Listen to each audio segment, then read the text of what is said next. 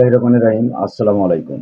BNP বাংলাদেশের সাধারণ জনগণের ভোটের মাধ্যমে ক্ষমতায় আসবে, অর্থাৎ আগামী নির্বাচনে সরকার গঠন করবে।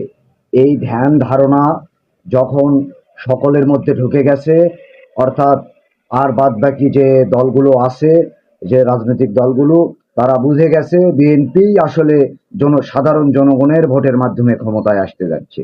আর এই কারণেই দেশে এমন বিশৃঙ্খলা, এতে নির্বাচন যেন বানচাল হয়। নানামুখী কার্যক্রম বিএনপির বিরুদ্ধে, নানা অপপ্রচার সেই দিন থেকেই শুরু করেছে। তো আমার দলের নেতাকর্মীদের প্রতি আহ্বান থাকবে যে আমরা অবশ্যই দলের ন্যায় নীতি এবং নিষ্ঠার সাথে থাকি। দলের আমাদের মহাসচিব থেকে শুরু করে দলের চেয়ারপারসন, চেয়ারম্যান কি বলতেছে সেই নির্দেশগুলো আমরা সঠিকভাবে মানি। সবাইকে ধন্যবাদ। আসসালামু আলাইকুম।